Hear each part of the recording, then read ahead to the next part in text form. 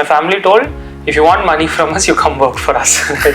So that was the option I got. It's been about 11 months since we started. So in 11 months, 3 stores. We want to educate our customers in terms of come to us, learn from us. What I am seeing it as is today's consumer is keeping the brands on their toes.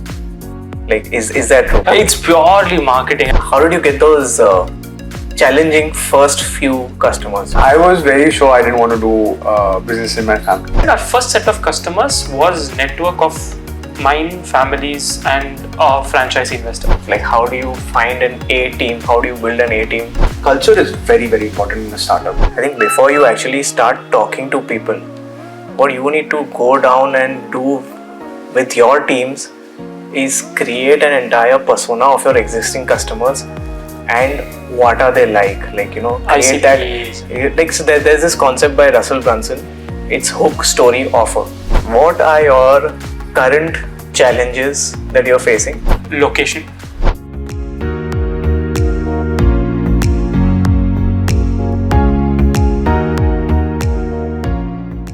Okay, so welcome all. The theme for today's podcast is startups.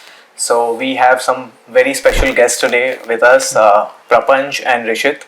And so these are two instrumental founders who are part of this gems and jewelry startup phases, and they are being through thick and thin of being through the ups and downs of starting a venture in the gems and jewelry space.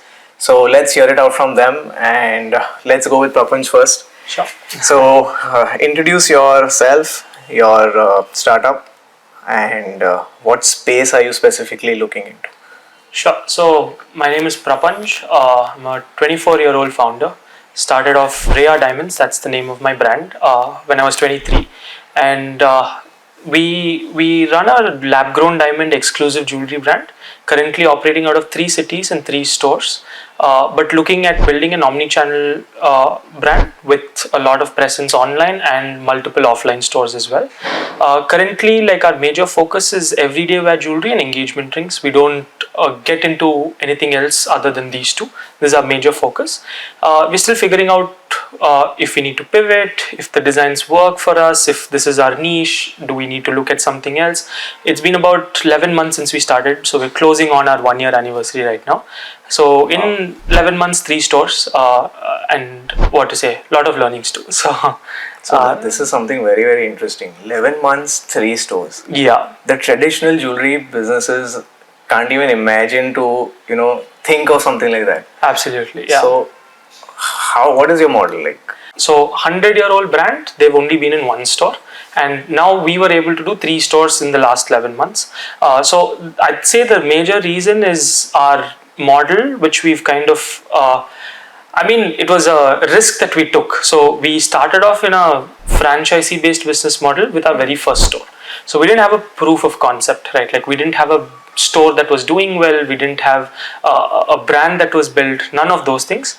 What we did initially was, instead of raising capital for us as a company, we raised capital for a franchisee. And we started managing the franchisee. So it was a franchisee owned company operated outlet. And that is how, like, we established our presence in this space too. So that franchisee model is what helped us scale, because as we all know, working capital is the biggest challenge in the jewelry space, especially retail jewelry and physical retail jewelry. I mean, if you're online, again, you have the ability to make to order, you don't have to stock up on so much. But when you have a physical jewelry store, you need to have inventory, right? And for that, you need working capital. And there is only so much capacity that an independent person could bring in, or an independent family could bring in. So that's why we kind of ventured into the franchisee model. So which means that you did not take the financial backing of your family business. Yeah, so you were on your own on this one. Absolutely. So zero. So if I were to even go ahead one step and say, my family told, if you want money from us, you come work for us. Right? So that was the option I got. Right. Or if not for that, you go figure it out yourself. Right? You only talk about startups and all, so you go figure it out yourself. So family didn't give even 1 rupee. Saved up about 5-6 lakhs of my own capital when I was in Bombay here. Did a little bit of B2B. I understood the industry through the B2B aspect as such. And that was my seed capital to start this off. So, yeah.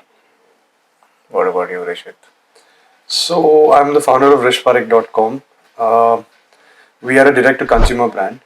So basically, I did my course at JK for polished diamonds. When I did that, I realized that there is a lot of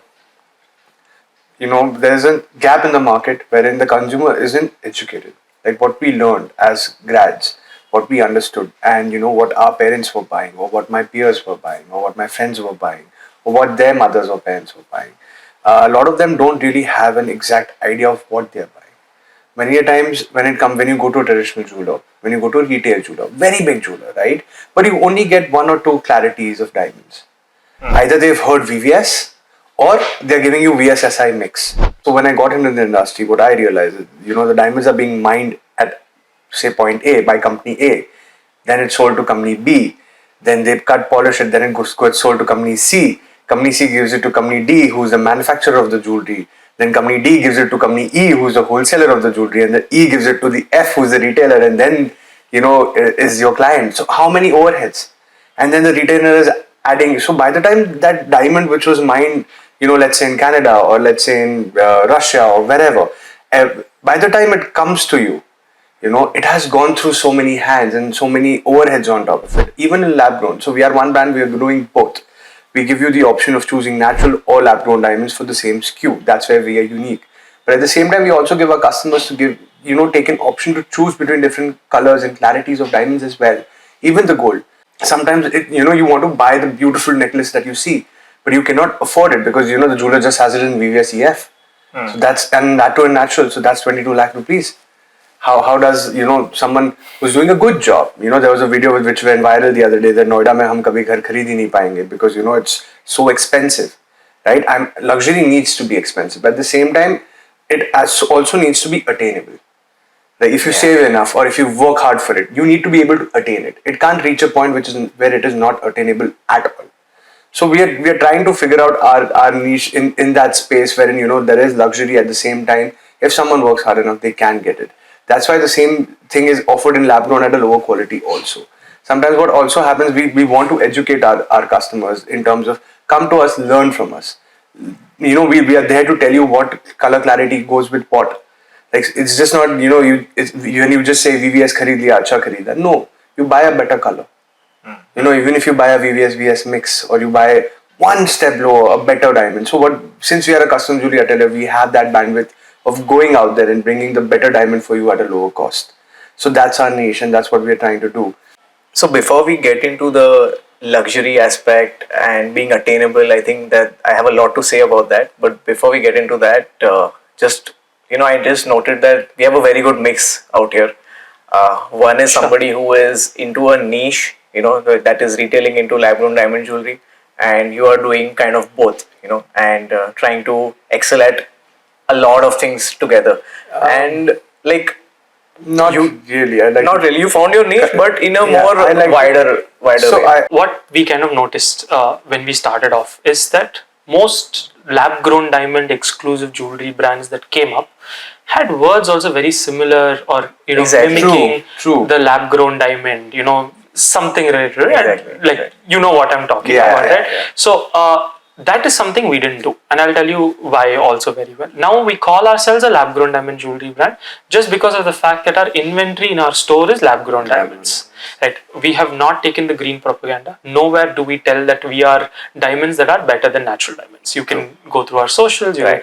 We are a diamond jewelry brand, right? We keep lab grown diamond jewelry, but what we also do at this point of time is give the option to the customer, right? So in our pricing, let's say in our inventory system and everything, we've given an option for customization of the same product in natural diamonds. Yeah. So something interesting that we did was we started one store in Bangalore. Our first store was in Bangalore. It was giving us a good cosmopolitan audience, right? Bangalore is very similar to Bombay in one way where people come from all over and they're like new people who come from all over. So we are able to talk to like a lot of different people, a lot of different categories of people. Then we went to Chennai, which is a slightly more traditional market. And post that, we got an opportunity to start a store in Guwahati, Assam, right? Which is very different from like Bangalore or Chennai in terms of diamond quality that they want and like all of that, right? So Guwahati, Assam kind of opened us up to like a whole other direction, and Guwahati, we were able to see that like there is where like our education plays a huge role, right? So one thing that we did as a diamond jewelry brand in this day and age is we're an experience center when a customer walks into the store, right? So we wasted 150 square feet of retail space, which is against all retail policy, to kind of educate the customer about diamonds, where we tell them the difference between the two, because everyone talks about how lab grown diamonds and natural diamonds are the same thing, but there is a difference between the two, right? So we tell them the difference between the two and we let them make their choice, right? Like, so that is where like we are also at. And at the current point we are encouraging customization a lot, because we want to know what is that the majority audience wants. What made you go so offbeat? Like the first store in Bangalore, Yeah, naturally the next store in Chennai, yeah. and then the third store in Guwahati. Like that is like there must have been some. Wherever the franchisee comes from. Yeah, exactly. So what's that? Honestly, we've been getting a lot of franchisee requests, right? I don't know how many of you have seen our store, but if there can be a photo that's put also, you'll be able to see that it's very differently done. It's not like a typical jewelry store that you'd walk into. We don't have like a counter chair concept. We have an experience based concept. Every single person in the store, every single sales member in the store, we don't even have sales team per se, right? Everybody there are designers, right? So designers who understand customers requirements is who we keep at the store, right? So it's so much easier today, because today's day and age customer, they don't care about someone like sitting down their throat and pushing a product, which is what traditional jewelers do. And so we are bringing a very experience based like selling. We want to keep it very exclusive at the same time at scale, right? So basically kind of the customer is not entering a store, the customer is actually taking an appointment of a consultant. We have an option to do a video consultation. We are one of the only websites right now who's offering this space where you can, you take an image from Instagram, Pinterest, anywhere. You upload it. We have made an entire space there where you upload that thing and we'll make it into jewelry for you. Because there are a lot of inquiries coming in. Even we do, like as you correctly said, I have a zero sales team. I only have jewelry designers, like proper designers who take up sales calls. Nice. If you want something creative, if you want something new, if you want something, that when you're giving it to your loved one, she goes, okay, I haven't seen this design before. How do you do that? You either come to a custom jewelry teller, you get it designed, or you find something very unique and you get it done. Or you go to one of the newer lab-grown brands and then, you get to see, because everyone's trying to come up with a niche. But you know what, I think we both are a little similar in that aspect, is whereas now I feel like the diamond space, every segment, every sector that went through a revolution, people have educated their clientele, right? So now whatever new brands I think that are going to come in, and who know about their product, right? Both of us have degrees in diamonds, and we know what the product is. We know what we are selling. We know the integrities of it, and we know what is best for our customer at the best price point. That is why we encourage them that book a consult, come talk to us, and then make your decision. Even if you don't buy with us, you'll at least know what you're buying. Interesting. But when you're starting with this, like there's so much of discussion about what we are doing as a brand, what we are trying to do, trying to connect with the customer, what they want, be making it affordable, making it exclusive, a lot of these things. But what I am seeing it as is today's consumer is keeping the brands on their toes. Like, is that true? Because nobody thought that lab-grown diamond jewelry will have the kind of demand that it did in such a short time. Yeah. It's purely marketing. I mean, innovation is done. Lab grown diamond is there. Yeah. There's nothing else. No, not for that. When I said innovation, I meant in terms of the different designs. My mind was totally on the design aspect of things. Fair enough. I mean, because today I think design though is like it's just there. I mean, it's the storytelling. Yeah, it's a storytelling. I'll tell you why. Like sometimes for us, when a customer comes, they want a simple 1.5 carat solitaire in the most simple setting, right? But it's about how you tell them why our setting is better than somebody else's, right? And the additional thing, when you were talking about the demand growing for lab grown diamonds, when I say it's marketing, I mean the number of, let's say, influencers, right? Like Finance with Sharan. True. He's talking about lab grown diamonds, and because he's talking about it, other influencers are talking about it. Like so many people are just talking about lab grown diamonds on Instagram, which is where most people spend most of their time in, right? So I think that has played like a huge role. I'm sure there's a lot of negative PR also for lab-grown diamonds being done at the same time. No, that's also marketing. That also that's natural You're- sides marketing. You're going against like a $200+ billion industry, right? And coming back to like why Guwahati, right? Like, Yeah. so though we did get a lot of interest from franchise investors all around the country, we wanted to actually see the tier 2 luxury market. Exactly. Right. So that is why Guwahati. I mean, definitely interest came in from franchise investors there, and it's someone that I know personally, so it made it easier. There was a little bit of trust with them too. But the tier 2 market is something when I was doing B2B, I saw had much more potential than like a tier 1. It's nice to have a store in Bangalore, it's nice to have a store in Chennai. It gives you like a good visibility to the outside world. But the tier 2 market actually don't mind experimenting in design. They actually don't mind going for bigger diamonds. They actually want that luxury, right? Like, because they have the money to spend, they don't know where else to spend, right? Like, Has the response of the Guwahati store yeah, changed your strategy or asked you to think different now? Because absolutely. it has, right? It has, Because it has. there's the kind of response that a tier 2 city of late For is given. sure. Overall in the luxury space. Yeah, so it's our great. initial goal was maybe starting 5 stores in 5 different metro cities. Right, that was our thought process, because we felt like we're a more metro brand. We're talking to the youngsters and all of that. We just failed to, acknowledge that these same youngsters are available in these tier 2 markets, who are still exposed to the same Netflix shows that we watch sitting in a tier 1 city. Right, so this Guwahati store gave us like definitely like a, eye-opener of sorts to kind of look at tier 2 market a little bit more seriously. How different do you think it is from a digital perspective? Like I mean to say, the kind of consumers who are taking in information on the digital space, like Sure. who are searching on Google Sure. or are seeing social media, Fair enough, yeah. their behavior in a tier 1 city as compared to their behavior in a tier 2 city. Fair enough. So that is definitely a very interesting question. I'll tell you why also. If you look at the overall number of searches for something like lab-grown diamond engagement rings, lab-grown diamond, there is significant volume in tier 1 cities. There is search volume. People there might not know a jeweler that they can trust. Right? They might not know this. So, so in terms of one more important thing is like the difference between Meta and Google, right? Like Meta is low intent purchases. People who will discover your brand, people who might remember you when they decide to purchase, but the time that they decide to purchase might be years later. You never know that.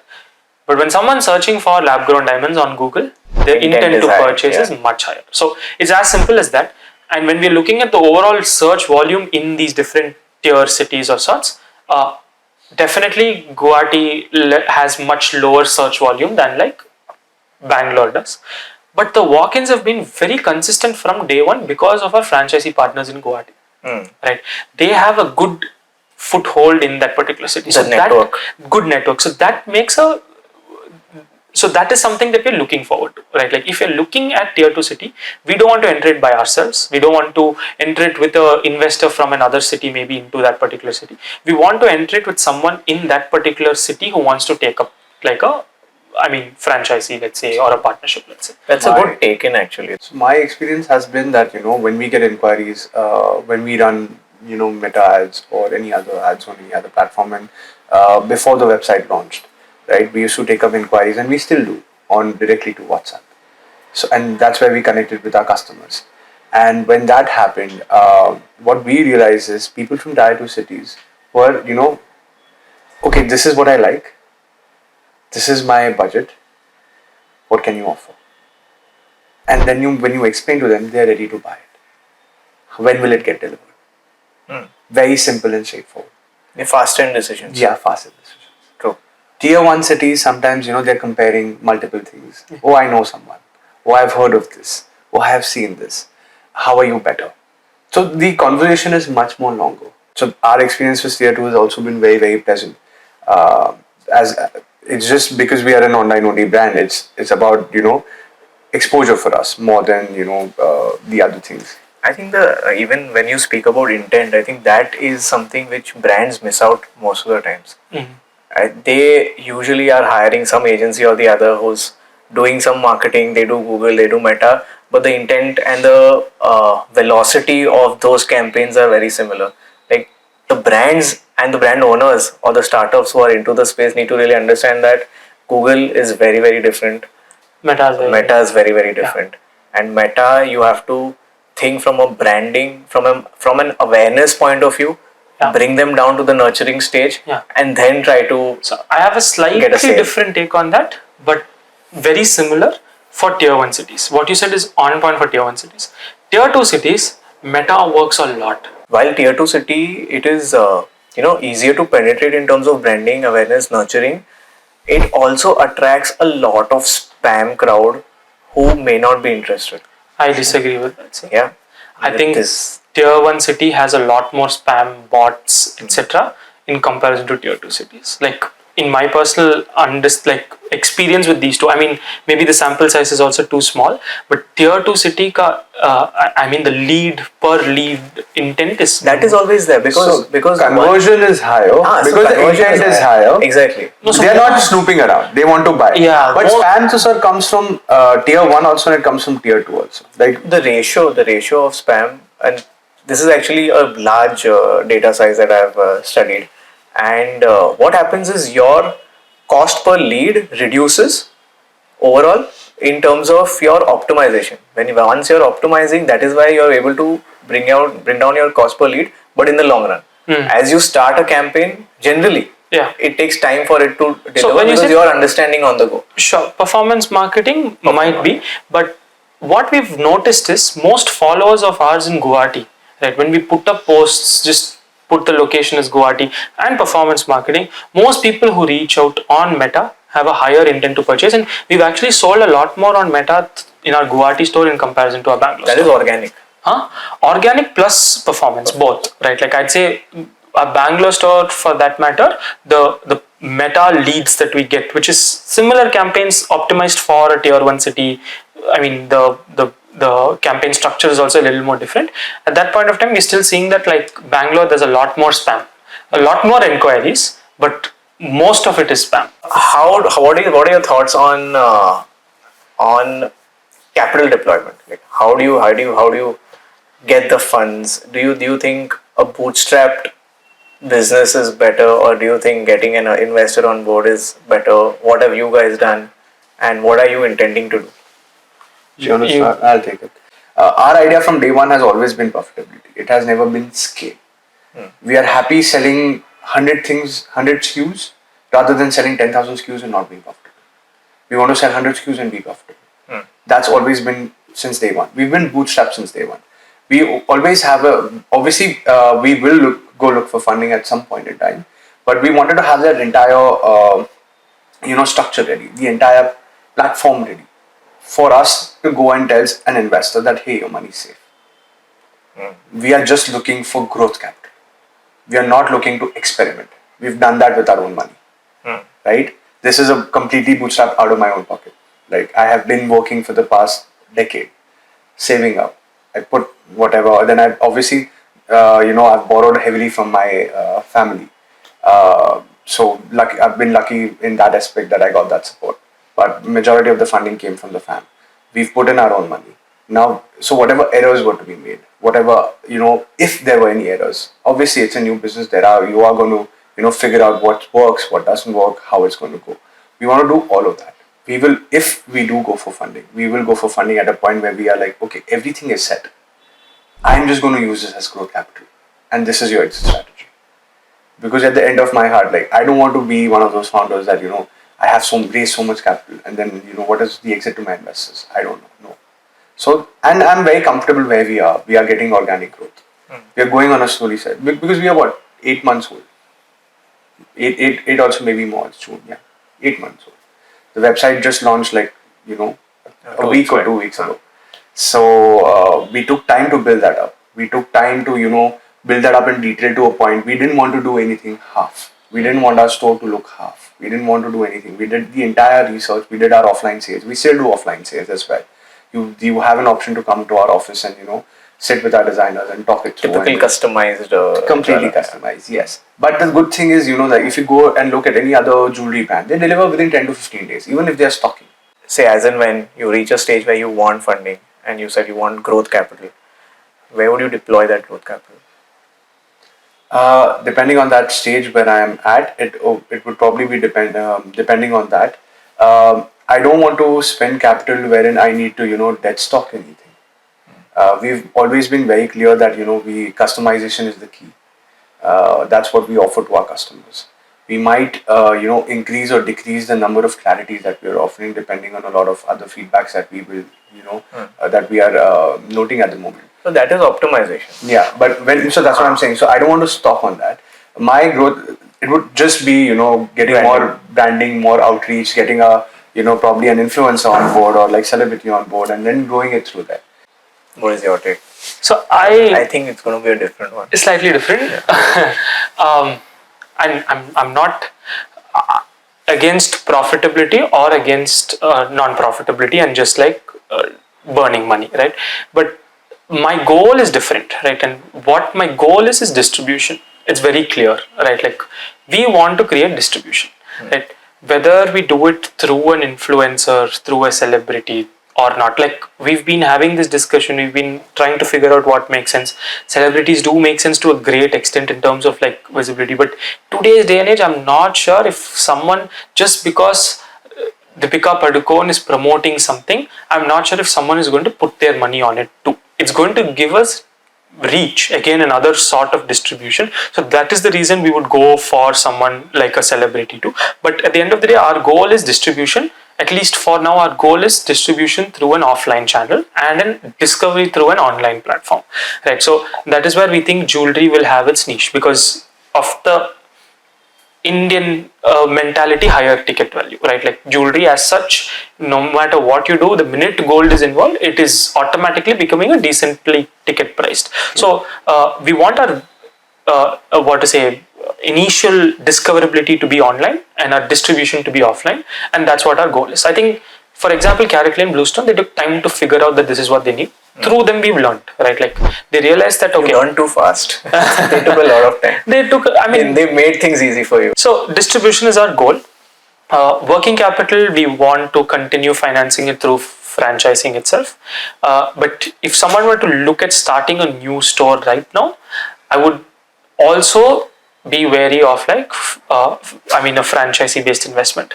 We were very lucky, but we can see all the challenges that a franchisee based investment would like bring into consideration too. You don't have that we were very lucky that we had control. That's what I'm trying to say. But not all the time you might have it at a very early stage, right? So proving yourself initially and then moving to the franchising model might make sense. We're just glad to be in this place like 1 year later where franchising has worked for us, because dealing with franchisee investors, giving them return, because they're not getting the valuation gain, right? Like they're getting the return from each store. And how are you going to operate with those margins being split with the franchisee and you is something that you really need to figure out, right? Like, and that's a very, very interesting point. And like for a new startup, then it just like, okay, what are my alternatives to this? Correct. So that becomes a challenging. So that was what we were very lucky with, right? Like we figured how to at least sustain right now with the franchising model, because money goes to them at an initial stage. You can't take too much money here because you need to keep them happy before you can scale, especially since you've started off there, right? So that was the challenge that we had, which is why we want to raise. So we're looking at multiple options. We're looking at like maybe a strategic partnership. Maybe now that like we've proven ourselves a little bit, maybe my family is interested too, because even till date they haven't given me 1 rupee. Right? So and you're still not in your own Kota store, right? Like I'm not. So they still need to trust you more. So I think we've also reached a point where we're showing progress, right? Like we built a profitable company being bootstrapped, so which is great. To do that at this day and age, being a jewelry brand, they know the difficulty of doing that too. So considering that we've actually built a profitable brand, open 3 stores, I think that like going forward, we have options open. But for us right now, our current personal company growth stage that we are at is our MVP is kind of done, but our MVP for growth isn't done. Right, so that is what like we're working towards. Getting capital is not a problem in my opinion. but deploying the capital in the right way is super important. Like the question that you ask, when you say growth capital, what does growth capital mean, right? That's what we're trying to figure out right now. So once that's there, then I think like growth will come into. So we're very close to figuring out, the MVP for growth, how to operate at a scale, how to operate. 11 months, 3 showrooms is not good growth. Huh? For a start, 11 months and 3 showrooms.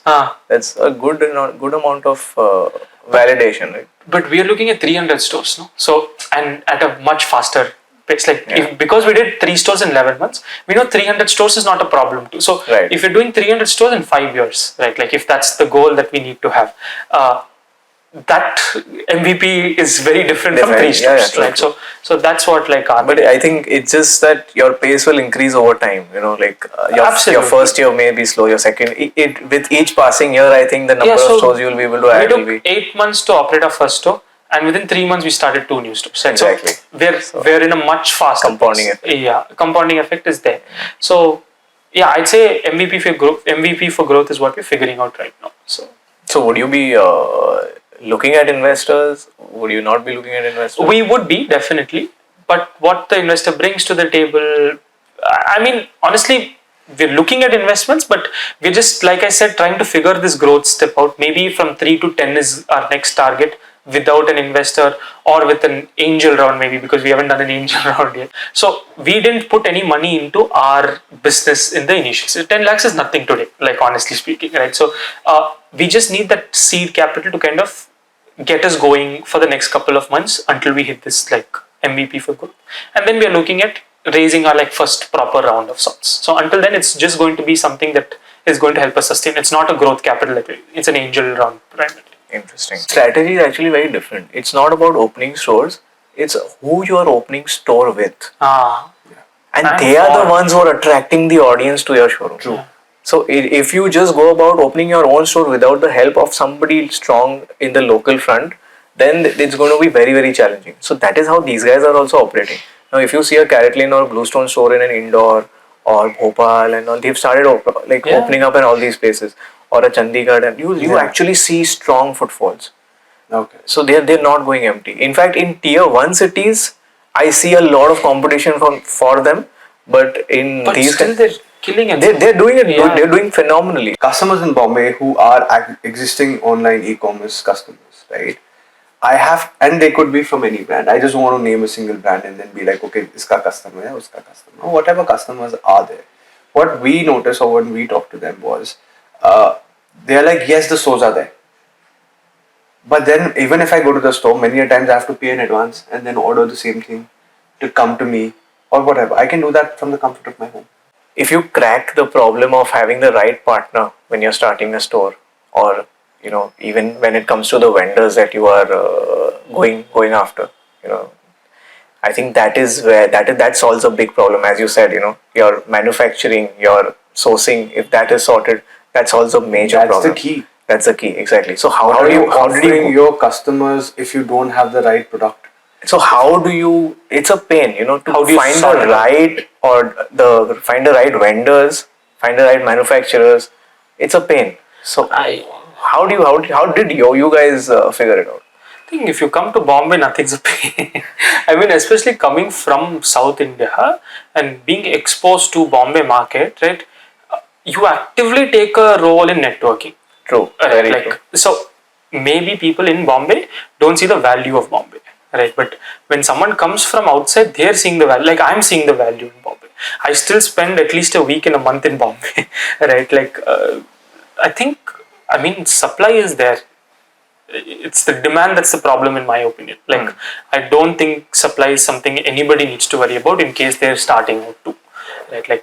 It's quality, supply, finding the right. So basically the way we work is, and I am from Bombay. We work with multiple people in Bombay, but we also work with people because there are new segments coming over. There are new manufacturers coming over. There are new setups coming over. In Gujarat as well, right? So we work with few people there also. You'll be surprised, my lab doesn't come from Bombay. My lab comes from Gujarat. Because that's where the growers are. It makes more sense to get the jewelry contract manufactured there. Yeah. Because since we are a lab to consumer company, 90% of the times, our diamonds come from the lab that we buy, we source, and then it goes to the contract manufacturer, right? We are not dependent on the manufacturer to source the diamonds for us. It's the same. I mean, obviously from Surat only. But Yeah, so Bombay, let me does, continue. what So, Bombay does for you is what I was filtration. Yes. So what we did was we contracted and we tied up with a lot of manufacturers after buying their products, trying their quality out for different segments. So we know that if you buy lab from me, a particular SKU in lab from me, where it's coming from 1 to C depending on the kind of product that is. If you buy natural from P, it's coming from 1 to C. At the same time, if you buy a different kind of if you offline, we don't sell this online, but offline we do sell a lot of fashion polki, right? So our Polki customers are different because Polki comes, from Navsari or some, a lot of other places. So where Polki is manufactured. So we can't, rely on one particular aspect of it. At the same time, we also do not want to have different manufacturers or, keep on trying that process. So in the past couple of months, that's a very good question that, because that's what we are selling. We have to be very sure on the kind of quality that we're giving. We want to ensure that the jewelry is going through all inspection processes. Many a times, you for very skilled items like I'm going a little off topic, but then there's again rose cuts, chakri, which a lot of retail jewelers do, right? We also do that offline. A lot of we are a one-stop shop, but in online there is a limitation of how much you can offer. You have to pick your niche and you have to stay in that niche, or you have to offer those products. But as a jewelry brand, we do offer a lot of other things as well. That's why we say when you connect with us, you get a lot more other customizations as well. So when it comes to chakri or rose cuts, right, you will not find a big manufacturer. For that, you have to go to these, skilled artisans or karigars that you work with, and they give you beautiful products. But that product is very different from, let's say a solitaire ring, right? Or a diamond necklace, which each little piece is casted and then entangled together. That requires a lot of quality checks. So first we went out building an entire roster of people who supply the product, the quality of the product. There are 10,000 suppliers out there. You really need to find out the guy who will give you the best quality. And that is in turn making our backbone stronger to offer that to our client. But in your case, that is where the optimization lies. Your optimization has to be on the vendor front. Yes. I mean that's a way for you to grow and scale. And that's exactly what we've been that's doing. going to be very different For you. Yeah. So for us, one thing that we did is we never went back to a wholesaler and just bought jewelry from. That's what traditional jewelers do. We didn't want to do that. We wanted to offer a differentiated product. Although design is something everybody can offer today. You can't call USP today as your design, honestly, in my opinion. Because design is something everybody offers. It's subjective. I can tell you my design is better than yours. You can tell me yours is better than mine. So what we realized is we still need to offer something that's differentiated in our opinion. So we have a design team. We have a CAD team. So this is majority of manufacturing done for us. Then because we are looking at fine jewelry, primarily open setting, casting jewelry majorly. Like, I mean, 99.9% of our sales is that. Very rarely do we get a customer who wants polki jewelry, etc., which we customize and give to. Considering that, like for us, what we've tried figuring out is as long as the CAD and the design team is solid from our end, and we understand the process of manufacturing, it's easy for us to go and sit with multiple manufacturers who have state-of-the-art like machinery and factories too, and tell them that this is the quality that we want. I remember that there's a simple line solitaire necklace in our inventory today. I personally have sat with the manufacturer and asked them to melt it 4 different times to get the product right. Now we've created like a beautiful piece which we sell multiple of just because of that like emphasis we give towards design. And that comes from our CAD team too, the manufacturing team too, their input with us. We're okay to melt products just because we get the right like output as such. So now so basically when you say the line necklace, right? So we work with this one manufacturer for naturals. When you want natural solitaire diamonds, right? But it goes in lakhs, 16 lakhs, 22 lakhs, and you don't want that to turn. Now that one manufacturer has, a factory in Bangkok. They have a patent there for that particular ghat. You do whatever you want, it will not turn. But that patent nobody else can manufacture, right? Because they have a patent on it. And that line solitaire necklace in natural is coming all the way from Bangkok. So that's what we offer to our natural, diamond buying customers. That, okay, if you want a proper solitaire piece, whatever sense you want, we'll get it done in that ghat. We have the access to that, right? Similarly, if you want something else, so that I get it. Even we have our own designers. That's what I said. I don't have a sales guy. I only have designers, and we have our own CAD team. We even have a rendering team because we are, online. We're completely online, so we need to have very high quality renders for that as well. So it's usually the manufacturers, who have the entire design team with them, and they're like, "Aap aao, baitho, selection karo, hamare choices." We've never done that. We've never done that. We've always had our own designs, our own CADs, our own renderings. So when an order comes in, the first couple of days of, that's why we, I'm giving away a little bit about how we reduce our manufacturing time. But one of the other things is also that even when you go to like a jeweler or whoever, they'll take a couple of days to get the CAD done.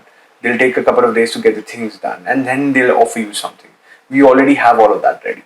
I think that also has changed a lot. That is changing, and also overall business models are evolving. Yeah. Right now, when we are saying that these guys are so used to see, overall, if you see 60% of the market today is unorganized, who are not brands like you guys. Exactly. Right, and that is where these things are changing. The newcomers are coming into it. But honestly, sir, because of the way that the market is and because growth is an opportunity, what we've done with our manufacturers is actually organize them. Right? Like we go and we we have set SOPs for them, telling them that when we give you an order, this is what we want. I'm going to come to that. I'm going to come to both of you on the SOP front.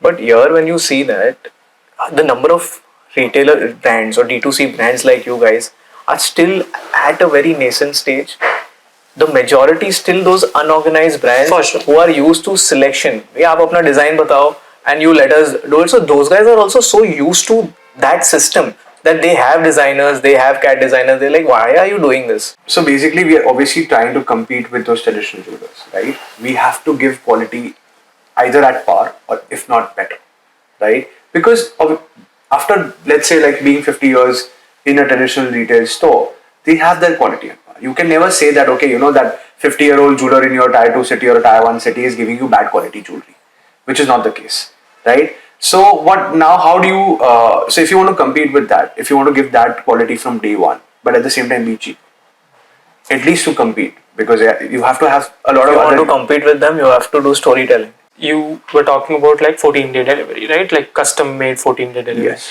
Now, obviously, coming from a 100-year-old brand, the number of contacts that they have and like all of that, they do a 4-5 day delivery to customers of customized orders, right? When the requirement is there, my engagement is in 5 days. I didn't make an engagement ring, right? Like I need a ring.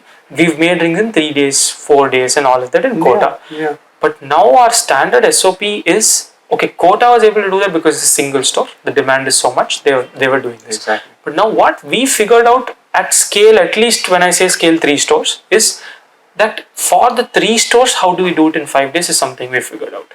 The number of orders. In fact, one of our campaigns on Google itself is 5-day engagement ring custom made. Right. So I mean, today that You're is hitting a pain point, exactly. Because there is an audience out there who is actually looking for so this. I'm right? not even understanding why Especially you need 14 days when we are like, honestly, that's what we're figuring out. Like we're figuring out. So you don't need 14 days. You keep 14 days so that you have a buffer. Everything that we do is certified, and when it comes to SOPs, so the way we work is obviously the manufacturer has their own QC. And we work with manufacturers who are at a level who have already tied up with labs. The lab every 3 times a week or 4 times a week is coming to their facility to test their jewelry, because they are doing not only manufacturing for us but a lot for other people. And it comes from there. Then it comes to our office. We put each and every jewelry piece under the loop. If there is even a crevice or if we see a mark anywhere, it goes back. Even though if it's certified, it will go back, because if there is an error during etching or any other laser engraving or whenever that happens. So for us, basically for my brand, QC happens at 2 stages: one at the manufacturer end, and then one in our office before it actually gets delivered to our customers. So coming to for us SOPs, it's pretty simple. I mean, right now we've hit a certain scale of production quantum too, right? So it's easier when you hit scale as well, right? So we have primarily stock orders or custom orders. Stock order is done by like our merchandising team. They decide what is the products that's moving, what is the products that's not, what's the new designs that we have to bring into consideration, and they place stock orders for all stores at a given point in time. For custom orders, the minute the customer places an order, every single detail of that particular order needs to be mentioned from our end, where an order form goes out to like the manufacturer. 99% of the times the diamonds we have in stock, right? Like, so we stock up on diamonds which are again certified. Today certification is something that's normal, everyone has to give a certification. True. Or they don't buy. So we have certified diamonds in stock which move to the manufacturer along with the order, right? The CAD is also sent from our team, right? Like, to depending on which manufacturer. Now the advantage we've had is major of our production is in one city.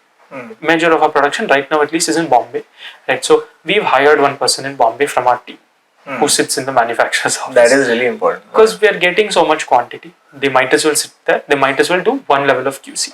But still the tagging and the even if it's a custom order, we tag the product and only then send it to the store. So all of that, everything is kept set depending on the timeline of the delivery. If we have a decent timeline, then like we don't print the tag until the product comes. If not for that, the tag is printed, everything's ready. Product comes, it gets tagged, it gets dispatched to the store the same day, right? So, and typically 1 day is the time it takes to deliver in like most cities at least, right? Guwahati is like 2 days, so we keep that buffer in place also. And because we have now a person sitting in like our manufacturer's office, we have everything required for the product to be dispatched from the office itself, with our QC being done from our team member itself, not the manufacturer's team. They're on our payroll, like they're full-time employees of ours who sit there. So it becomes like fairly simple for us to figure out like QC, figure out this, especially because majority of our orders are still again fine jewelry, right? Like open setting fine jewelry is so much more simpler for us to deal with. Got it. Yeah. So it's pretty And much. what if how does it change if it's an e-commerce order, online order? E-commerce is though Like, does it go to your store and then dispatched, or is it dispatched online. directly I mean, direct dispatch from manufacturer. Everything from a packaging box, how it's going to be packaged, everything needs to be there. There's a photo sent for approval from our headquarters, and then like it gets dispatched. Nice. So it's fairly like comfortable for us because we keep that person here. So there's one person for in the inventory team who just sits here. So it makes things like so much more simpler for us. What about the customer side of things? You know, like when you all started off, I think, how did you get those challenging first few customers? Was it through family, network? How did you get that? You know, the people say, to validate your business, you at least Sure. need those first 10 customers. Sure. I was very sure I didn't want to do business in my family. Huh. Because, when Yeah, I remember that conversation when you were running. I told you then also. Yeah. So for the first couple of orders, we whoever I met, okay, I'm in this business. I do this. This is what we are doing. Slowly, gradually, when you are passionate about something, when you explain it to someone, and if they have in the back of their mind also to buy it, and they see that passion in you, they do, intend to ask you more questions. And once that happens, once they understand what you do, then they are like, okay, and then they are like, okay, now this person that I really know, or this person in my fam is looking to get married, or is looking for this, and wants it. Or sometimes what happens is that, okay, now I trust you. One of my friends is struggling because he doesn't know what to do, or his family judo he was not happy with, or XYZ issues have come. Can you please come in and help? So for the first couple of orders, came in like that. One where I helped someone do something better and he gave me orders for other things. One wherein, it was just strictly price. He was buying a solitaire diamond bracelet for his wife from a person, and he just said that, can you give me a better quality, or what can you do better for me? And obviously, since we are a D2C brand, we can do a lot of things better for a lot of people. And so I just explained him how my brand works. I just had to do what we were doing. I didn't do anything extra special. I just did what we do. And he's like, oh, this is the difference, this is the quality, this is what I'm getting in this much time. And I'm like, yes. So he immediately gave me the advance. I don't even remember where I was. So I'll just take it over to you. Like, Sure. Your first few customers. My first few customers, brings a smile to. I'm glad that I'm here today and not there. Never put it that way. But one thing that I understood is online brand and an offline store, right? Like that's a major difference as such. So when you start an online brand, it's not your birthright to kind of get customers into your website, right? Like you need to pay. It's nobody's birthright. It's nobody's birthright. Right? But it's the other hand for an offline store. When you have an offline store, it is a certain extent birthright for the offline store, depending on the location. We're in a high street where there are 50 other jewelers in the same road that like we operate out of in Bangalore. So it's kind of a birthright for like the walk-ins to happen as such, right? But that being said, our first set of customers was network of mine, families, and franchise investors, right? So we had 3 different franchise investors for our first store, right? So their network in Bangalore became our opening day, invitees, right? And they were our first set of customers. People loved our designs, people loved the inventory that we had for them as such, and our initial customers were there to buy, right? Like they came in, they knew they're coming to a jewelry store either out of support or either out of like this, they were there to buy. So first month was good, right? Like the spillover of the opening day, all of that like happened as such. Nice. Now it's next month when we need to start proving ourselves. And one day I remember walking into the store, I just got like really scared because nobody knows us. Like we are nobody in the market that day. We haven't run a website of our own, we haven't run an Instagram of our own, we didn't do anything at that point of time. We were too new. But we took it like as a challenge. We knew that okay, it's something we have to figure out, it's something that we expected to happen to. The location played a slight advantage of being there, so we had some walk-ins come in, they'll trust us, our word of mouth became better. I used to stand there and attend every single customer that came. So obviously when a founder is standing there and giving somebody a brief about like a product, the value for that particular customer is also there. So we kind of got very I think initially nobody can do it as good as exactly, right? And I had the experience too. Like my own partners have not sold jewelry before. So for the first 4 or 5 months of the business, I would walk into the store, I would open the locker, I would put all the inventory out, I would do the stock count like in the night, and I would keep it back inside the locker, right? And like figure out like all of these things. So it was a challenge in operations plus customers plus sales, right? Like first 3 months was a struggle definitely because we didn't expect all of this, and we don't have the experience to have expected all of this too. It's mistakes that you make that you learn from. This is where the difference is, when you say you wouldn't have done these mistakes is because you have been in business for a much longer time. So this is where I was saying that the experience matters, like you've been there, you've been in the business. We've had that conversation before. Obviously, I've been in business for a very long time now, and I have an experience of running a very big foundry setup and other things and engineering business.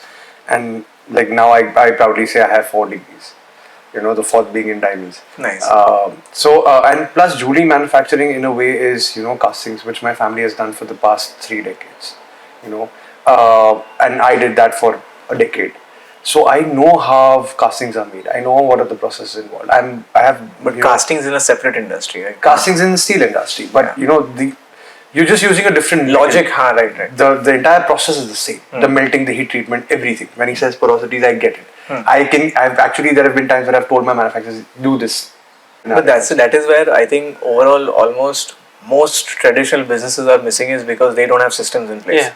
I think today the new startups are still in a better position. We have a very detailed system in place. Yeah. We use technology to the fullest. Everything is on the cloud. Everything is tracked. Exactly.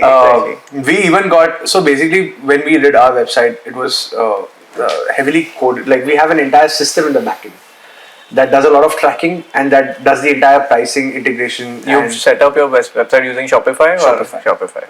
But you were also Shopify. But we've coded very heavily on Shopify. But certain things we were able to be very careful about. Like we got our trademark before we started. We did all of those things, and we were fairly structured. It was just certain things that we hadn't had immediate experience of production.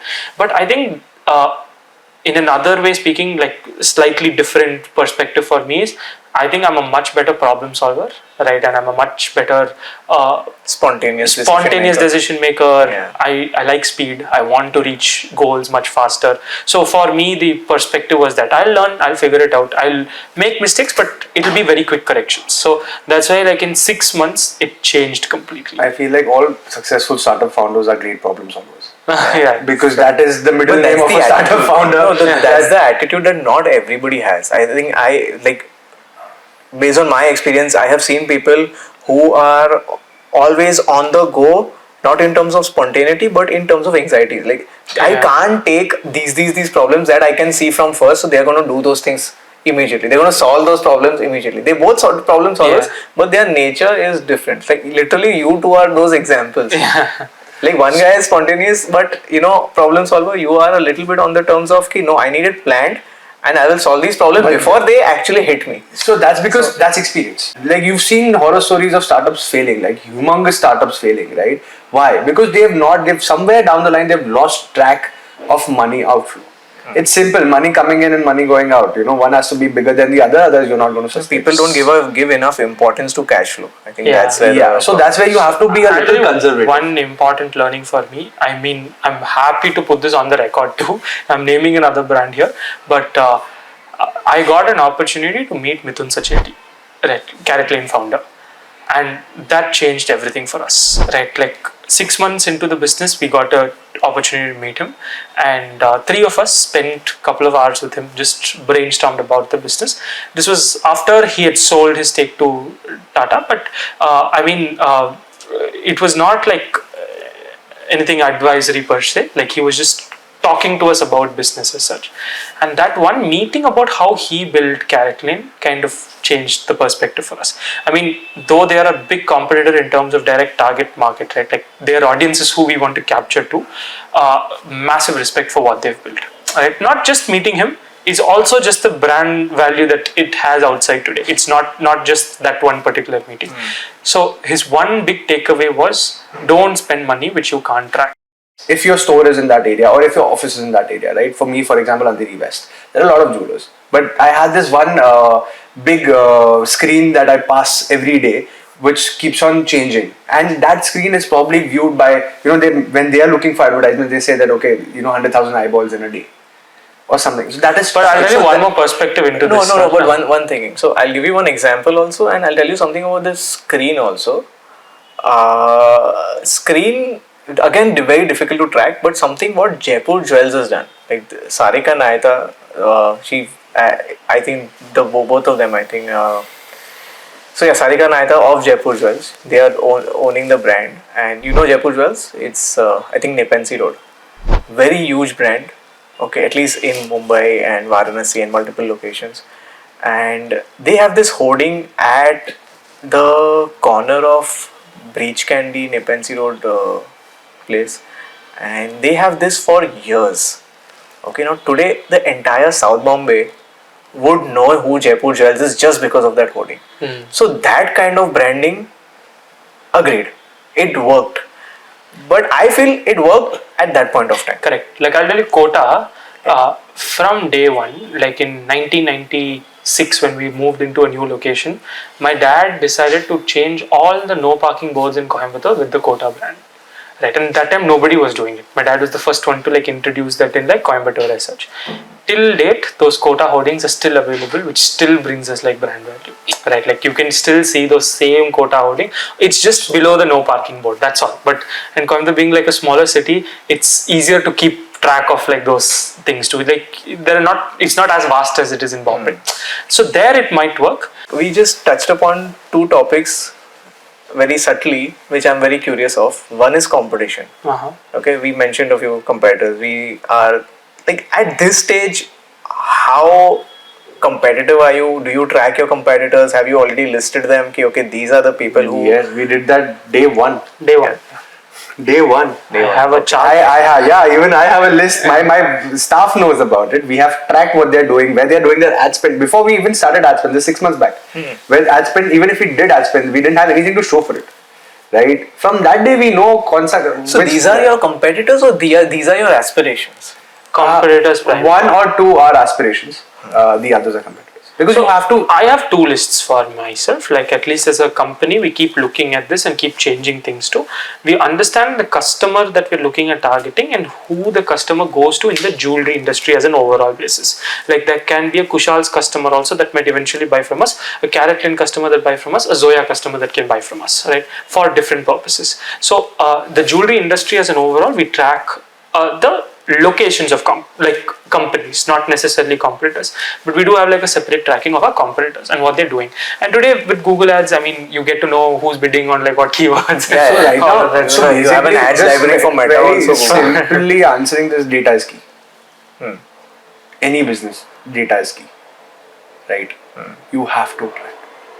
I mean, So one is tracking from performance marketing perspective. No, it's everything. So The other one is like just as a business model. so as a this thing. basically everything. You have to. it's You get unconsciously into a you will do business. it. Like you don't have a choice. Do you think it's actually affecting your decisions, or do you think it matters as much as what decisions you take otherwise? So many times I feel bad about doing it. The problem is my competitors are my scale, right?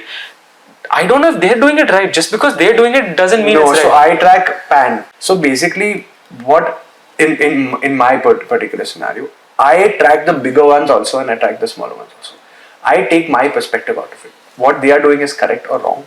If I know something that they did, and they have failed doing it, because you get to know, right? If you're tracking them point to point, you know, okay, this campaign worked for them. Okay, this step worked for them. This step hasn't really so much worked for them, right? So you know those things basically, and you already have your strategy mapped. That's what you're going to do. That is a good way of doing things. I'll tell you my So, yeah. The problem is, as much as like at least for me, this is how it works. We do track again big competitors, small competitors, everybody. There is certain points in time where we do get influenced by the smaller ones, where we have to consciously acknowledge and change it, right? Like, okay, this is not our competitor. They are the ones who've made it. They are the ones we need to be. So what do we do to get to their point rather than focus on these point? Is what, like, as a team we keep like focusing on. I mean, and as a team we're very close knit. We're 30 members plus today, so I mean significant team size also right now, and each of them have their own like advantages, and like they keep bringing like points into the table again with competition comparison, because now the advantage that we have with this 30 member team is everyone thinks of this as their own brand. So when the competitor does something, it's like an attack on us, right? Like it's not on an attack on. But do you overestimate the attack, or do you the impact of the attack? So my take on this is basically, as long as you're following what he just said, you have a list, you're tracking at a block time that look every once a month I'll look at this and look at their strategy and do this is fine. I have worked with a number of students, and a lot of them for their brands they're comparing so much that at some point of time they've become so obsessed with tracking the competitor that subconsciously it is affecting them. Like coming back to the other thing, one of my entrepreneurship professors in the US used to say, what problem are you solving today? Exactly. Right? As an engineer, what problem are you solving today? So that was our task. Secondly, he always used to say, don't fix something that's not broken. You might find a better way. But is that way working? Yes. Then why are you going after fixing it? Sometimes it's just not needed. Exactly. Right? So to have a conscious effort to ensure that is challenging. When you know that worked, use it. When you know that failed, come up with a better thing to correct. If you have decided you want to do this, come what may. There are times where people have failed and somebody else succeeds. So you can't take their failure as be like, okay, they failed, I am also going to fail. If I think it's good for my brand, I have to do this, I am going to do it. For me, it's more of the emotional part of the team, because we give a lot of importance to that culture that we build in the organization. In fact, we've had people in the company talk about how like they can't even imagine quitting from REIA just because of the fun that we have building this brand, right? So for me, definitely the plan and like all of that, the entire team knows this is what we're working towards, all that is there. But from an emotional perspective, definitely the attachment is there. There is an attachment, and there is like a fright that comes in, because I mean it's you want good. It to work like it's good to be like anxious to a certain extent, where you know that okay, you have to put in your best to work to make it work. So at that time, I think the team has learned over the last year to kind of give each other that space in understanding these two things. So let's say I get, just giving you a hypothetical example, I get a little insecure because a competitor is doing something and I'm not doing it. I think the team calms me down, and vice versa. Right? Like, so we have that good thing that we've built from an emotional standpoint. How do you crack this now? Like, how do you find an A team? How do you build an A team that is so attached? Like, what went right for you? And definitely there were a number of things that you may have, while hiring, you must have gone through a very rigorous. I mean, this is giving me chills, because this is the one thing that like I am completely grateful for. So the first co-founder that I got, Jacob, right, like he is not my best friend, right, like he's not someone that I was the closest to in college, but he's the one that I'd spend time having the most beautiful conversations about business, about startups, right? We learned about startups together during college, right? Just discussing about it. I had an idea, he had an idea. We both failed in our first startups together, right? So that gave us a lot of confidence against each other because we kept validating / non-validating each other's idea, right? So that was my first lucky charm per se. Second is my cousin.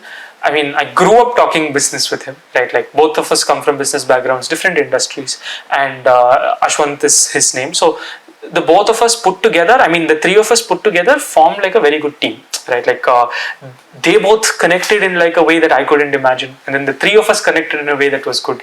And like we all have like our advantages and disadvantages. One being family member, one being friend, one being all of this.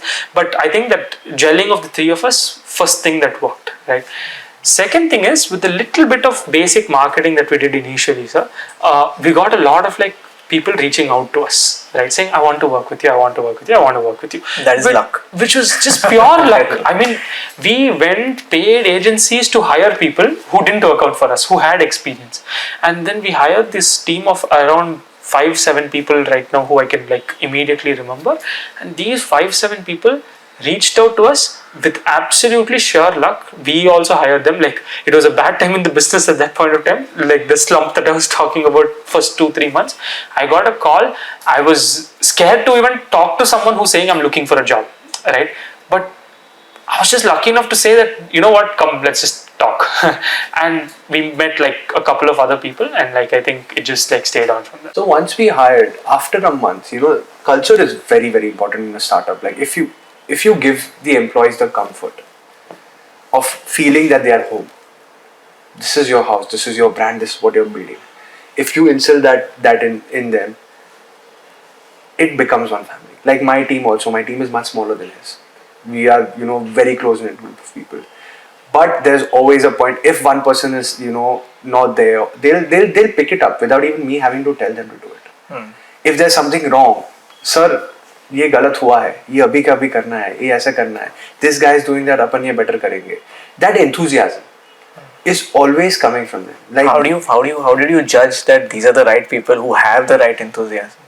So in us, it was what to say. I mean, initially it was taking a shot. We were also not like really good at like judging this as such, but it was also giving them comfort more than like judging them as a person. I mean, definitely they were bringing value to the table, and then the minute we were able to give them that comfortable zone, which they didn't even expect working for like a company, it made like a huge difference. But I have a small like take on this too. This 30-member team is great to have, right? But scaling from here, especially because we are looking at stores all around the country, we are looking at employees also all around the country, it's going to be difficult to have the same team going forward. And the problem is, I will want everyone to be a part of the family, but I'm not sure if everyone is going to think of it the same way too, because I'm not talking to everybody on a day-to-day basis. And culture comes from the top, right? Like we don't have any hierarchy basis, right? Like we have names, we have certain decisions that certain people make, but it's very like rare that like something has to come through like a cycle, especially because it's a startup, right? I'll give you like one very interesting place. There's this one company called CKC, Sri Krishna Shetty, based out of Bangalore. Yeah. One of the managers from there quit and joined us. Right, traditional company. He's used to that, but he's a great guy. He knows how to sell, and like he understands product. He's done like a course in diamonds, even like at that point of time, even being like a salesperson. So this guy came to us. He's like 45 plus, right, like age wise, one of the oldest members that like we have in like the thing. So he's double my age literally, and he calls me sir, I call him by name, right? And I told him honestly, I don't want you to call me sir, you can just call me by name. I mean, if you want me to call you sir, I'm fine doing that, but like I'm comfortable like having that. It took him 3 weeks, but 3 weeks later, now he's come to like kind of understanding how like a startup works, though he's like that old. So it's been fun like trading certain people at this stage, but at a later point, I'm not sure how this is going to happen. One interesting part for me through this journey is I've met a lot of big founders, right? Some very successful, some non-successful. I met a couple of sharks, right? Like I met Aman Gupta, I met Finance with Sharon, I met Ashnir Grover, like all these. So one thing that Ashnir Grover said, like honestly, we don't follow it. I don't know if we will have to reach a point where we will need to follow this. He said hire very fast, right? Like don't think twice before hiring, but fire even faster. Right, like when we spoke to him about building a team and like all of this was like his one takeaway. It's his takeaway. I'm not vouching for it yet. I have not implemented it, but it was, I mean, an interesting perspective to look at an early stage like Yeah, I've always heard hire slow, fire fast. Like usually. So he's like, don't think why you have cycled, why you're interviewing 25 people for one candidate. Hire who you think who is good. Hire. Speed is important, but fire even faster. If you don't like them, kick It them all out. depends on what scale you are of the business. I agree, which is why I am not able to practice this right now. I can't hire fast or fire. One of the ways to actually ensure that the culture is there is how you're not on fire. I mean, Yeah, not fire, but how your onboarding is. I think the So for the me, kind of I- founder's But sir, message. there's only so much you can control. You can control, but you can automate a few things like a video message from the founder, all the three founders. No, or so simple that is intricate easy. scenes. Company to employee is easy. Okay, employee to company is the problem. So that's what you can't control. Exactly. But the things that you can control to make it easier, I think those things can but be. that I agree decided. with, and we need to figure out like those. I even like just in my other business, I did run a team of 120 people at one point in time. I think there is a way to do that also. Just make sure that the people around you know that you're easily accessible. Exactly, approachable. That word passes through. So even if a new member is joining and he's scared, the other guy will tell him, no, that guy's approachable. Just go talk to him. Forget about the middle people. We get it. He's the buck stops with him. But he's a fair guy. Go talk to him. No, fair enough. I mean, So that, once you are accessible, that problem goes. Coming back to your question of who I hired, why I hired. Obviously, did a lot of interviews in my life. I've hired a lot of people. I like to take bet on the black horse in a way that I love freshers. Like if you're new, because I feel like I can mold them. They can also grow. The company also grows. I always say you grow, and then you can. If we are not able to give you the growths, then you please go ahead, right? And then we'll try and work with some other people as well. So my idea is to build relationships with all my employees, if even they're doing better than us or whatever down the line. At that point, I divided it very nicely. Like for example, I had a space to hire one designer at very initial stage. That day, I hired two, maybe hire faster work. So I had multiple interviews coming in. So there was this one designer who was really doing, designers have their genres. So she was very good in high jewelry. And there's this one designer who was doing very good in, your daily wear. So when I had the space to hire one, right? And I'm thinking to myself, okay, but they are doing good stuff. Their portfolios are good. And they'll add. So, it's just based on that. This is somewhere your gut feeling works. Yeah. And then So, that they'll integrate with the honestly, team. that is the problem. I think is an actual problem. Yeah. Company to people, I think people have figured it out. Like today, culture building and like all of that is spoken about. Somewhere you are going to end up hiring a few wrong people as you scale. Fair enough. And they will get filtered out. But people who actually match with your vibes, the company culture, correct. I think they will stick around, and gradually that will have that So one synergistic effect. interesting thing that we noticed when we were hiring was we typically spoke more than the candidate themselves, like during the interview. that the candidate is really good. He was counter questioning. Right? So I always do that when I used to go for interviews. I would ask about the company, the growth prospects, and things like that, and that eventually would make the person feel like, okay, this is actually interesting. So what we do is we'd speak to try keeping it comfortable for the candidate, and if they would reciprocate well when we spoke a lot, that is when we considered them as like we clicked. We clicked. Yeah. Like right now, for my example, I feel like my employees are my family, and they have as much as a right to take it in a direction as much as I do, because they have helped build it from day one. And I have always said that the first initial employees are going to always have a space in my heart and the company wherever they want, unless and until you mess up in a very big manner or you're not performing at all. Right? One more thing we do is we pay well.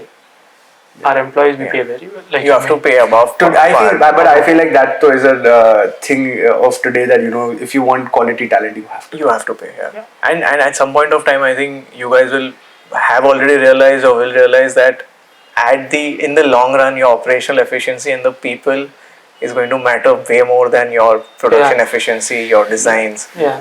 And one thing in comparison to like our traditional business, which my dad and I never get along with in terms of this particular aspect, is like the highest paid employee in Kota is the lowest paid employee in like right? So Yeah. like we're seeing salary structures too. Exactly, yeah. And when we're seeing salary structures are like, you won't believe that it's not as different.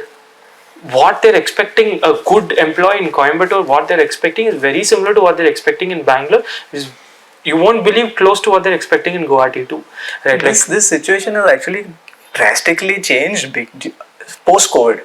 I The agree. expectations have risen Increased. in tier 2, tier 3 cities Exactly. post COVID. And also, out of all these places, Bombay is still where you get the in terms of a cost to company, the lowest, right? Like in terms of the value addition to the cost to the company, I'd say for Value addition, yes. Bombay has, for I like think, a- some of the best talent pool in the country. and for the amount of like I'm seeing the salaries there. That's why I'm trying to tell here is like very comfortable. So because so coming to that point, one point you said is very nice. Is the talent pool. So the problem is in other cities, talented people are very less. So their cost goes very high. But in Bombay, the talent pool is amazing. A lot of people so are. if I were moving to in. tell you like an equal talent, right? Like if I were to take someone who has equal talent that I'm trying to find in Bangalore and in Bombay, I'd still say the Bombay person might is be going to be cheaper, cheaper. because that's what I'm saying. The number of people with that equal talent Do you in think Bombay the is high. startup culture in Bangalore has changed that? Because I think the startups at that level from the year 2021 to 2023 maybe they were overpaying. Yeah. The culture was like I'd they were say literally overpaying. No, that's So that is now not 21 to 23. It's from 2017 it started, right? the From bubble. good years. The bubble started there. Yeah. The bubble started So- there. But the way hiring came in, Yeah. like the entire teams were getting hired. Entire like proper, instead of acquisition, people were calling it acqui-hire. Yeah. Like just full Just teams. take the team, yeah. Yeah. So that that probably made like a huge difference too. But it's just that currently, at least, like this is what it is. So. Okay. Last, before we conclude, one last aspect. What are your current challenges that you're facing? One or two, not more than that. I'm sure there are many, but the top two that you want to kind of get a resolution on priority. I think the first for any startup is growth. I don't think there is a What do you resolution mean to it. growth? More and more sales. Our targets, hitting our targets. I think every month. marketing and sales. Marketing and sales. So these are the top two. If you ask me top two, what are your two problems that if I can do a magic wand and solve it tomorrow morning, is hit. If I'm setting a number every month that okay, a month over month, I want to grow by an X ratio. That is what I need right now, right? I want that problem solved, and that is what I'm working towards. Because all other problems, as we've discussed over the past couple of hours, I've already solved. My main two problems now are these. Once at least that entire setup is done, then I'll be at the point where the growth capital comes. What are you doing about it? I am like every day we are taking up meetings with a lot of other people. We are figuring out what works, what doesn't, and we're panning that out. We're charting it out. We are taking small pools and we are figuring that, and then we want to create an entire strategy that works for our brand. Because every brand is different. See, everybody is there but what works for his brand might not necessarily work for mine. Exactly. What guy works for his brand might not work for mine. Because essentially, even though for a layman it might look that we are doing something very similar, but there is a point where we do differentiate. There is a point where I'm doing something in a different manner than what they are doing or what the other guy is doing. That's what makes us different. No two businesses are the same. Nobody is trying to replicate anybody. We are trying to do what we think is correct. So we need to figure out what channel works for us. And obviously, you want to get there as fast as you can. But at the same time, sometimes when you run very fast, you tend to fall forward. So you have to find that sweet spot that you don't do that, right?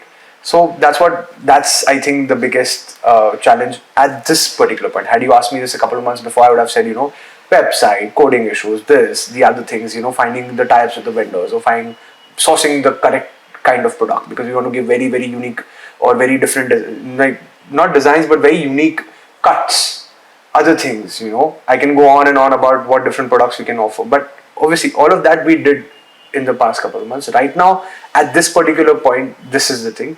Next, it might change.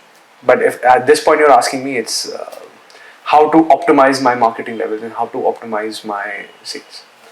But if I were to look at an actual problem that I was facing, like right now, I'd say, considering that we are looking at a retail based growth story, location, right? Like, I mean, one important, I mean, the golden rule for real estate and retail is location, location, location, right? So, finding the right spot with the right rental with the right landlord, I mean, I'm going to put a lot of emphasis to that. Is super important for us, because I told you we're looking at 300 stores in 5 years, right? So if I need 300 physical places, which is something that is suitable for the market that I'm looking at, is going to be definitely like a pain. So for me, I'd say location is going to be like the biggest trouble that I have, because of our growth, investments is coming, franchisee requests are coming, everything is coming.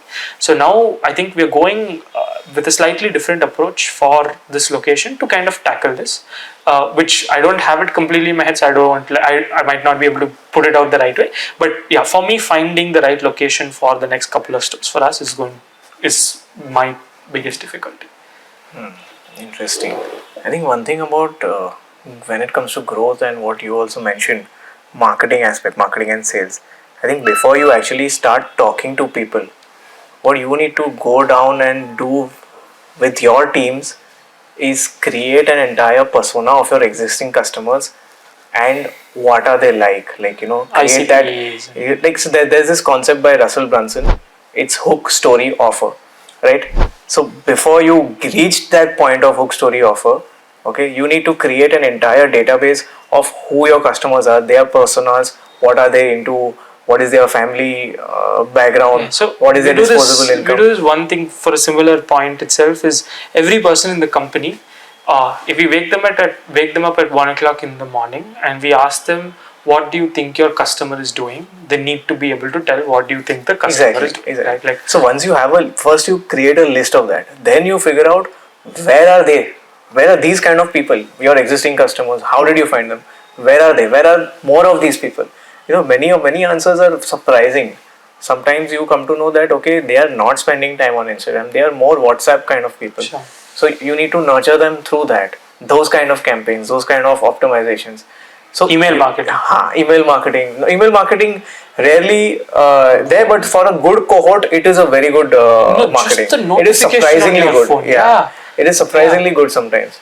So that's what you need to figure out, where are they, and then you get into approaching people, because this entire sheet that you create will actually create your strategy and tonality for your performance marketing also, and for your organic marketing also, because you will be able to exactly come out with content of what these specific people want, which will help you find more of those lookalike audiences. That's, I think, I mean, pretty today, it just summarizes the whole thing. Very challenging to do.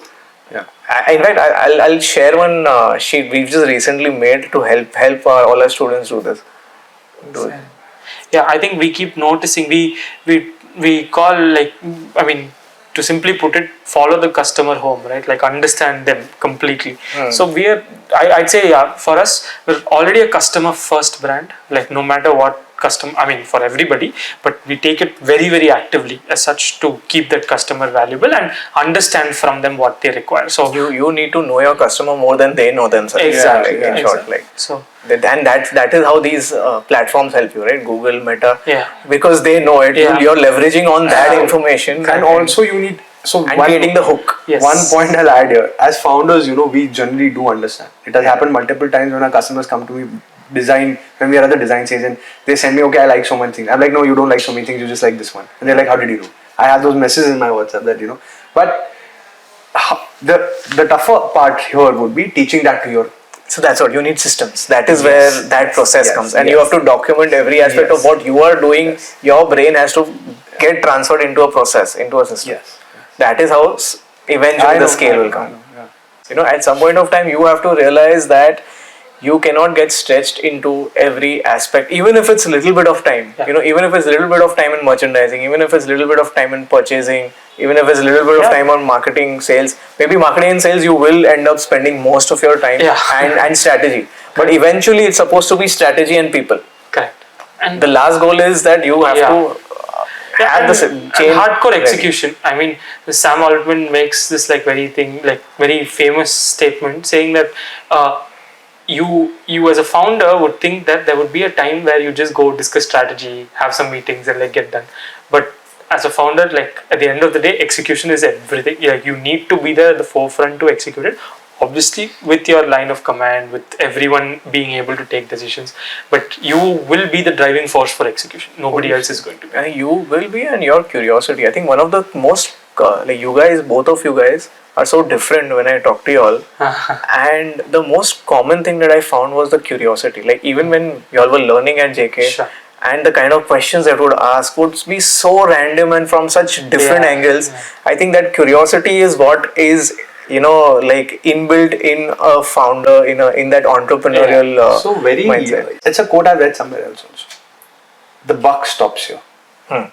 And my CV till this date, even though I have not worked anywhere, unfortunately, like I've always been, or fortunately, I've always been working for my family business or for myself. For every founder, it has to be the buck stops here. If I don't have an answer, I feel my company doesn't have an answer. True.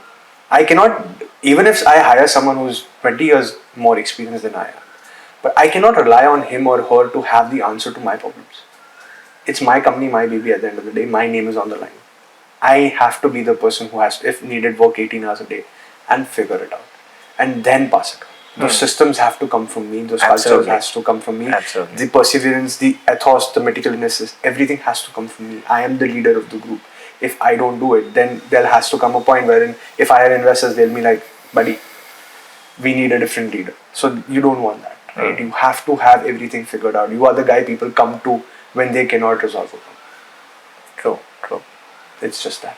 The buck has to stop with me. I don't have anybody to. Okay. I think that's about it. I just hope we are doing justice to what we are trying to do to the audience. And thank you so much for being here. Sure. Thank you for pleasure having to us. host you. Yeah. Thank you. And I mean, I think for both of us from this conversation, what I can tell even for him is, I mean, JK was like a big, part of us getting into I this have to space. always told him that, if there is a growth story, we are going to tell you that, what we learned, where we learned, you are our alma mater. And my entire team is JK. I was just telling him, my entire team, like we did hire from other places, but now my entire team, my core team is JK. And I remember, like, every time we reached a goal, I'd tell you and thank you for it too.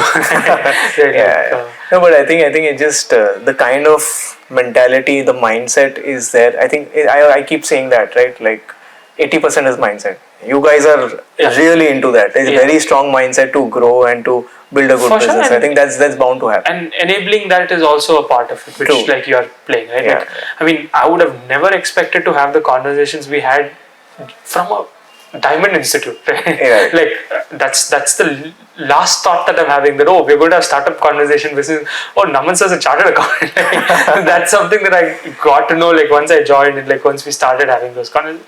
And I mean the practical aspect of business is something that I really value, that like you have given us as such, right? Like I can see that sometimes even traditional people in the business might not be able to give that much of practical like understanding into it.